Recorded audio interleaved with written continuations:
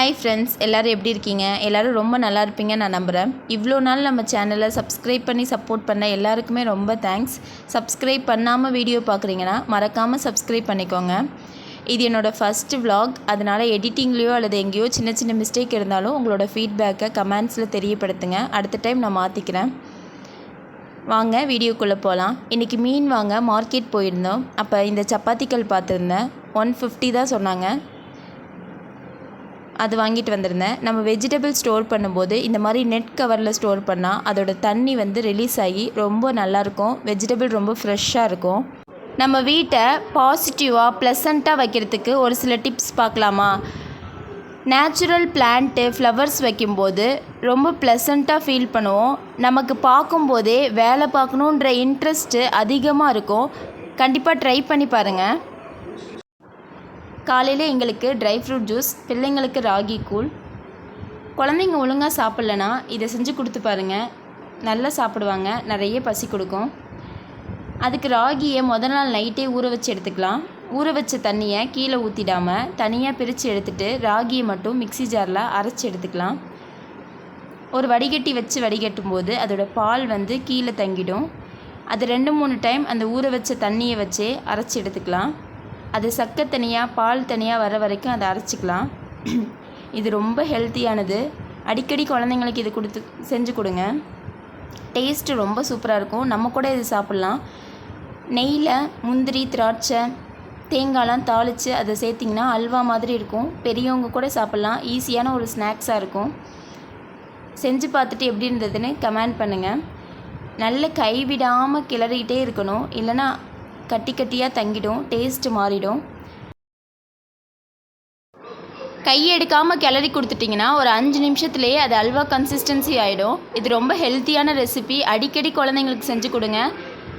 ரொம்ப ஈஸியாகவும் வேலை முடிஞ்சிடும். குழந்தைங்க நல்லா கொலு கொலுன்னு வருவாங்க. இந்த வெயிலுக்கு நமக்கே சாப்பிட பிடிக்காது, ஏதாவது ஜூஸ் குடிக்கணும் போல் இருக்கும்.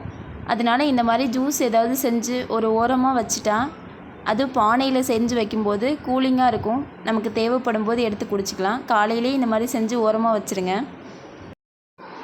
இந்த சம்மருக்கு தண்ணி அதிகமாக குடிக்கணும், அதனால் அளவு தெரியணுங்கிறதுக்காக ஜக்கில் ஃபில் பண்ணி வச்சுருக்கேன். இன்னும் காப்பரில் வச்சா ரொம்ப நல்லது. பட் அது ரொம்ப காஸ்ட்லின்றனால காப்பர் டம்ளர் மட்டும் வாங்கினேன். இதோட ப்ரைஸ் 190 ரூபா.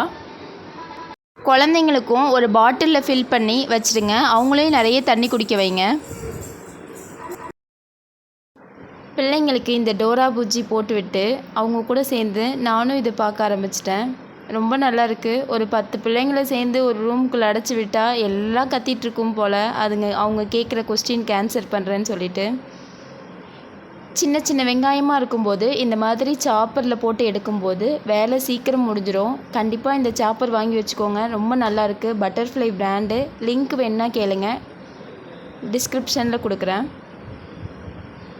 நம்ம சமைக்க போகிறதுக்கு முன்னாடி தேவையான எல்லாத்தையுமே ரெடியாக எடுத்து வச்சுட்டு சமைக்கும்போது நம்ம எதையும் மறக்க மாட்டோம். வேலையும் ரொம்ப ஈஸியாக இருக்கும்.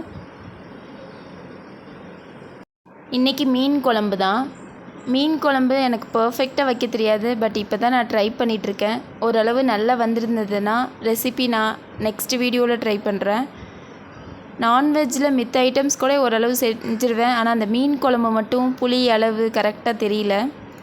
மாங்காய் போட்டு வைக்கும்போது டேஸ்ட் ரொம்ப நல்லாயிருக்கும். மீனை ஃப்ரை பண்ணி சாப்பிட்றத விட குழம்புல போட்டால் தான் ஹெல்த்தியானது. அதனால் குழம்புக்கு அதிகமாக ஃப்ரைக்கு ரொம்ப கம்மியாக எடுத்திருக்கேன். அதுக்கு மசாலா மிளகாத்தூள், மல்லித்தூள், மஞ்சத்தூள், உப்பு, இஞ்சி பூண்டு பேஸ்ட் இவ்வளோ தான் நான் ஆட் பண்ணுவேன். இந்த மாதிரி மசாலா கோட் பண்ணிவிட்டு ஒரு ஓரமாக மேரினேட் பண்ணி வச்சிங்கன்னா டேஸ்ட் ரொம்ப நல்லாயிருக்கும். மசாலா தடவி உடனே பொரித்து சாப்பிட்றத விட ஒரு 1 ஹவருக்கு முன்னாடியே மேரினேட் பண்ணி வச்சிட்டா அதோட டேஸ்ட்டு இன்னும் அதிகமாக இருக்கும். அந்த மசாலாலாம் உள்ளே சார்ந்து நல்லாயிருக்கும். இந்த மாதிரி ட்ரை பண்ணி பாருங்கள். குழம்ப கூட்டி வச்சுட்டு சாப்பாடு அடுப்பில் வச்சுட்டு அது வேகிற கேப்பில் இந்த மாதிரி சின்ன சின்ன வேலையெல்லாம் பார்த்து வச்சுட்டா ரொம்ப ஈஸியாக இருக்கும். இதுக்காக தனியாக நம்ம டைம் எடுக்க தேவையில்ல. வீடு கூட்டுறது, மிஷினில் துணி போடுறது, வீடு க்ளீன் பண்ணுறது, பிள்ளைங்களுக்கு தேவையானது செஞ்சு கொடுக்குறது, இதெல்லாம் இந்த மாதிரி சின்ன சின்ன கேப்பில் செஞ்சுட்டா டைம் ரொம்ப சேவ் ஆகும். இன்றைக்கி சந்தைக்கு போயிட்டு வரும்போது தேங்காய் பூ விற்றுட்ருந்தாங்க.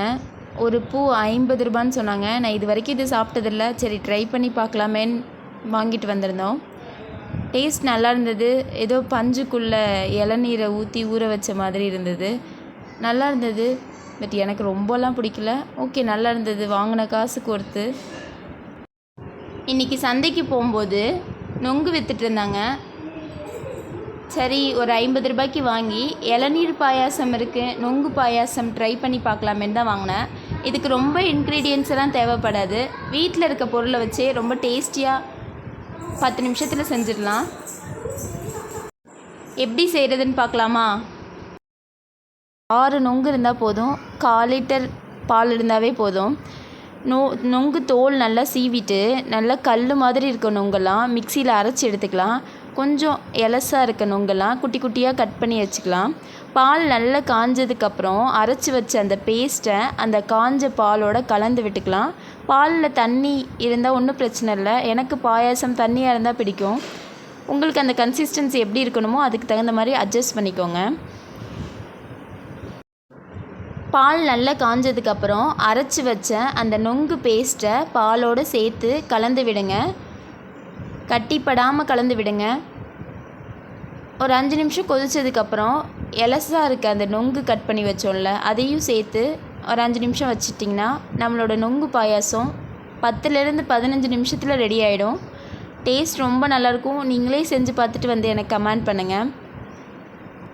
நான் ரொம்ப சிம்பிளாக செஞ்சேன். ஆனால் நீங்கள் உங்கள் க்ரியேட்டிவ்க்கு தகுந்த மாதிரி என் நெய்யில் முந்திரி திராட்சையெல்லாம் வதக்கி கூட போட்டிங்கன்னா இன்னும் டேஸ்ட்டாக இருக்கும். நான் ரொம்ப சிம்பிளாக பண்ணேன். நீங்கள் இன்னும் நல்லா பண்ணுங்கள்.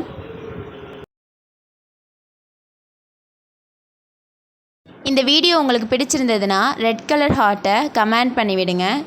இன்னும் கொஞ்சம் எடிட்டிங்கில் கான்சன்ட்ரேஷன் பண்ணணும் அப்படின்னா ப்ளூ கலர் ஹார்ட்டை கமெண்ட் பண்ணிவிடுங்க. தேங்க்யூ ஃபார் வாட்சிங் வீடியோ.